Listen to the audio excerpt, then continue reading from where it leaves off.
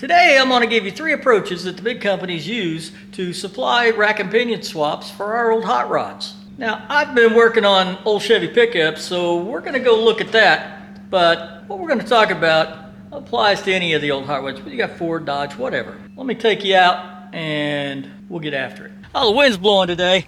I apologize for that, but we won't be long out here. The first thing you need to determine is, do you have front steer or rear steer? Basically, is your steering box in front of the axle or is your steering box in the back? That's not going to change anything we're going to talk about, but you don't want to get a rack and pinion that was made for a rear steer and try to put it on the front. Turn right, you go left. Turn left, you go right. I guess if you want to drive a forklift, that's okay.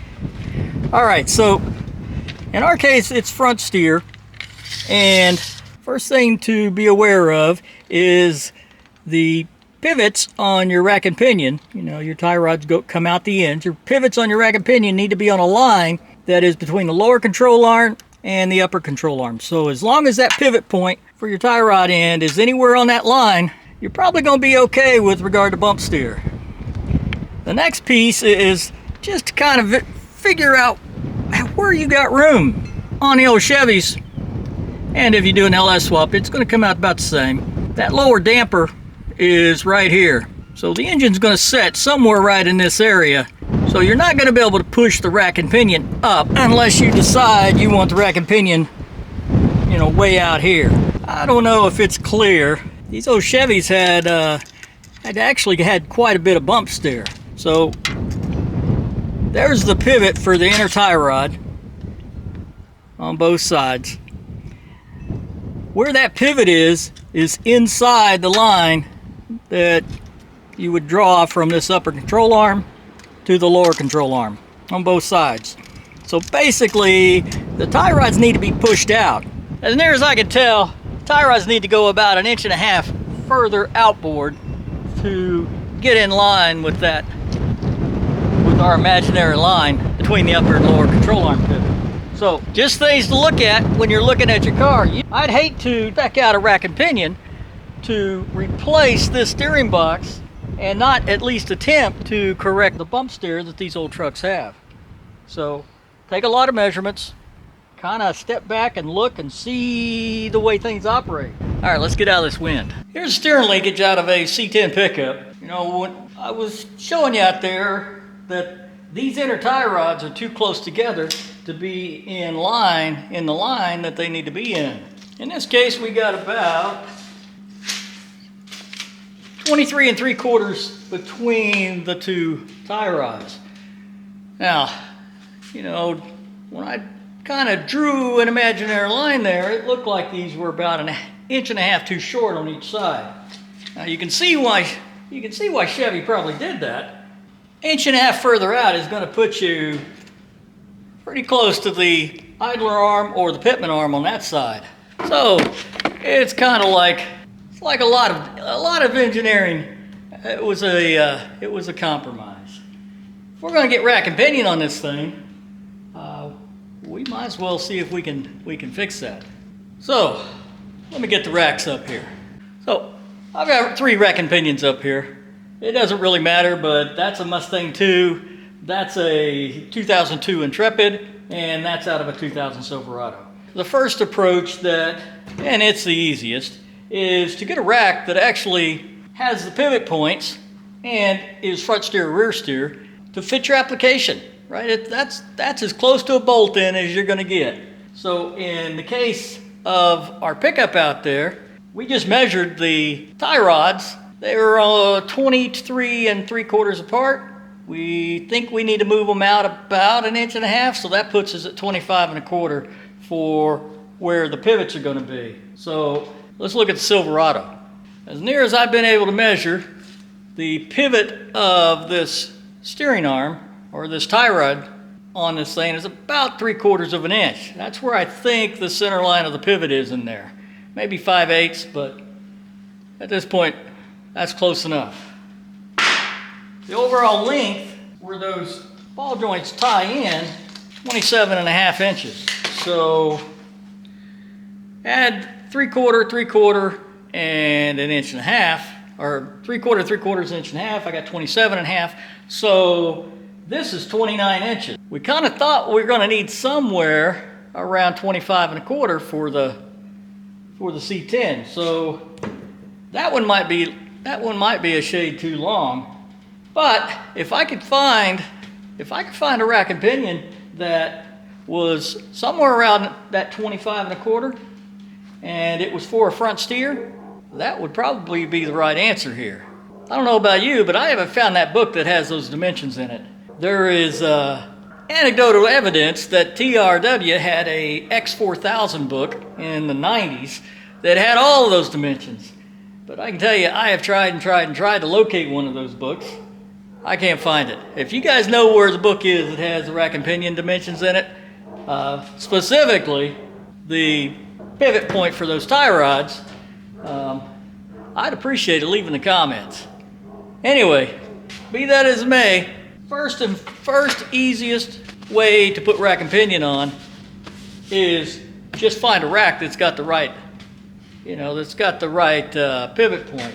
Now, the distance between the mounting points comes into play, but the first pass is it front steer or rear steer, and how far apart are those pivot points? I can tell you that on that 67 Impala, I don't know, you guys been watching, you saw me bring up that hardtop 67 Impala.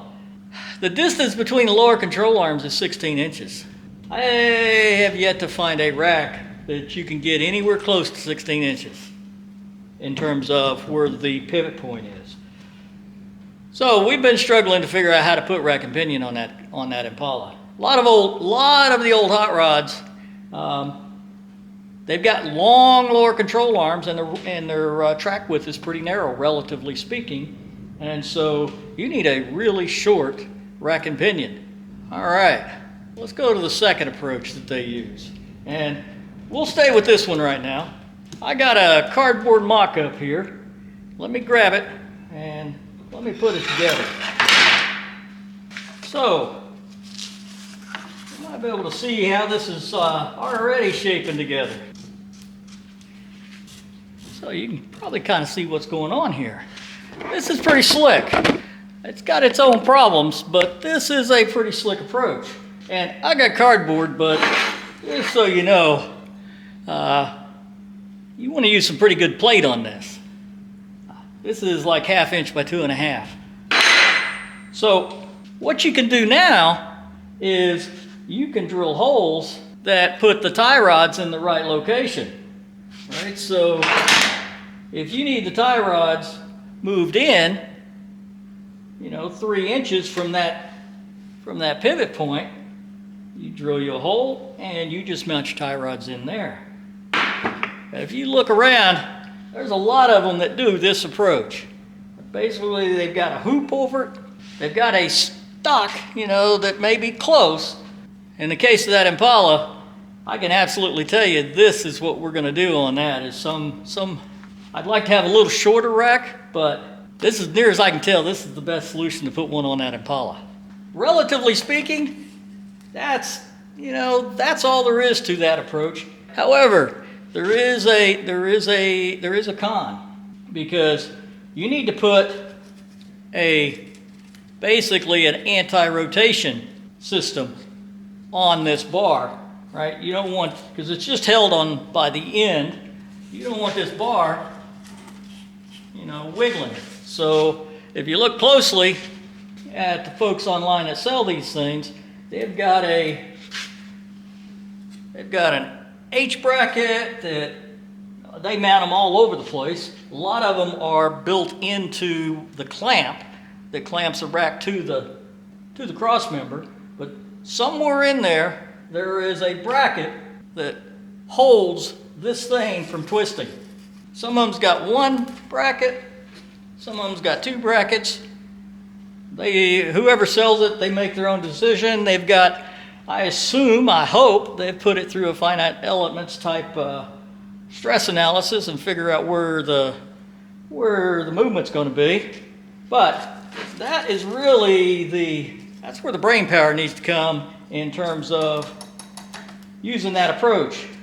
You don't want that thing wiggling. You want it solid So you gotta put anti-rotation on that top bracket. Let me put this one down. With the Intrepid rack and pinion, it's a center takeoff, right? So the tie rods bolt right here to this center block. And that block is attached to the rack itself. Now that works in factory applications because the only place I've ever seen this is with McPherson strut suspensions. I don't know about you, but the old stuff I have doesn't have that. So what needs to be done is we need to put a plate on there so we can put our tie rods out where we need them. Functionally, this system's gonna work. However, it has not the same, but it has a similar problem as the the brace I just showed you that went across the ends. The difference is that one's because you make that bar out of some plate, like I said, 1/2 inch by 2.5 is probably not a bad idea. There's not a lot of twisting. What you end up with on this one is it is going to want to roll around the end mounting points, right? There will be a little twisting in there, but that's not the biggest concern. This one, however, if you stick a tie rod out here, unless the tie rod is exactly level at all times, you're going to end up putting a twist on this bar, right? So once again, the way they do that is they put a restrainment system on these things. And again, most of the time it's like an H bracket that contains the top and bottom to keep this bar from rotating. I looked this morning, and this is the style that a lot of the Flamin' River conversions are. My preference, I think, is to use this style if I can't just find a rack that's going to fit. But obviously this style works. As long as you really put some effort into thinking about how to constrain this bar from rotating, these are very solid systems. Once again, the easiest solution is to find a rack that fits. If I wrap that all up, there's 3 approaches to putting a rack and pinion in a vehicle that had a steering box. You can find a rack that fits the geometry and then make the mounting points, right, and hook up the steering shaft. That's the easiest by far, because now you can just, if you need to replace that, you just go get another one just like it. You don't have to, you just bolt it in. The next 2 approaches basically require modifying the existing rack. And you can, for a normal rack, in this case like the Silverado, put a bar over it and then re-drill where you want your tie rods. On the Intrepid rack, which is a center takeoff, again, you put a bar on it, you mount it to that center takeoff, and you put the tie rods out where you need them. The key to both those last 2 is you have to restrain that bar from turning or twisting. Like I said, I looked this morning, and Flamin' River sells They sell apparently a number of swaps based on the center takeoff. I believe that's the most common ways to put a rack and pinion in an old caught rod that's got a steering box. Obviously the first one's the easiest. Find a rack that fits your geometry. The other 2 obviously are doable because that's the 2 approaches that the big companies use to make these swap kits. If you're going to DIY it, you need to put a lot of thought into how to keep the bar, the C-shaped bar on this one, or the flat bar you're going to put on this center takeoff rack. You really need to think about how you're going to keep it from rotating. And just as an aside, you need to also make sure you got clearance for the nuts for your tie rods, right? Because you're going to have to deal with this and this, regardless which rack you used. Right, so as long as you keep that in mind up front, you should be able to work around that. I hope you found this information useful. If you're still here and you're you're working on an old Chevy truck, I'm going to take a little time. We're going to talk about this Silverado rack and pinion. So I've seen a number of guys put this in their old C10 pickups. We've already decided that the C10 tie rods are about 1.5 inches too close together. They need to be mushed out. Well, this Silverado puts them about, give or take, about 2 inches too far out. So from that standpoint, if you're happy with the current way, the way the C10 currently drives, you're probably going to be happy with this one, right? It's kind of like robbing Peter to pay Paul. The other issue that is a little more, in my mind, a little more problematic is these lines. Now these lines are on the back side of the rack. When you stick it up in there, everybody I've seen do this, they got to cut the cross member out, and it's a pretty good, they cut an L section out, and it's a pretty good size cut. I've got to tell you, I'm not inclined to cut my cross member. This 67, I'm spending a lot of time on. I'm going to cut it as little as possible. So the path, if we use this, the path I'm going down is I'm going to move these lines to the front side. Now, internally, that's just an open space. I can tell you the rack doesn't care. This is aluminum housing, so my assumption is at this point, TIG weld some aluminum blocks on this, tap them, and then run the lines up. One of the questions I had is, why didn't the factory put a 90-degree on these things? And I think it's purely manufacturing. Those steel fittings, I believe, are friction welded into this aluminum rack. Now, chucking this up and friction welding those in, I got to believe it's easier if the fittings are straight. So to get past that, they come out with a 90 to bend the tube back around to get it where it's at. I really don't think there is any engineering requirement that those lines got to be poked out like that. I think it truly is a manufacturing issue. So the lines need to move, because I'm not going to cut my cross member. The other issue really is the steering angle. Everybody I've seen do this, they've got to put a third U-joint in this steering linkage. And that's because this thing is pointed up at such a severe angle.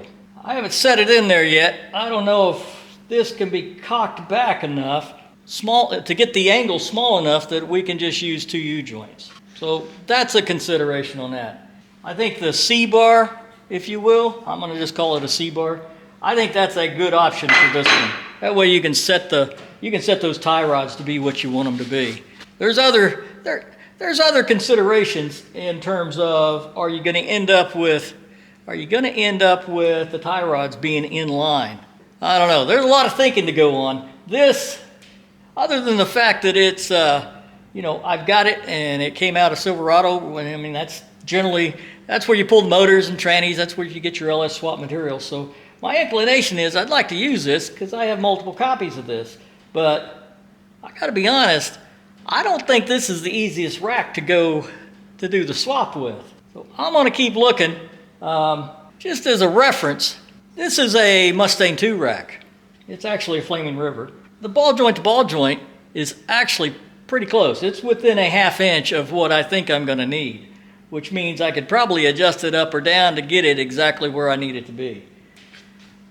The downside is this rack isn't very beefy. This rack shaft is a little less than 1 inch, and that's a little more than 1 1/8 inches. If we take a look at the tie rods, you can see there's actually quite a bit of difference in the strength of the 2 tie rods, at least the ball and the screw. So I'm not entirely convinced that this is even an option, but that leads me down the path of I'm going to do some more looking. So the robustness of this rack isn't, it doesn't put it top of my list. I do like the angle, right? I like the angle of the steering shaft. It lays it down a little bit and seems to be it might be a little easier to get the steering hooked up. I'm going to continue to play with this Silverado. steering column, or this rack. I'm gonna keep searching, see if I can find something that is more akin to, you know, how this rack is set up.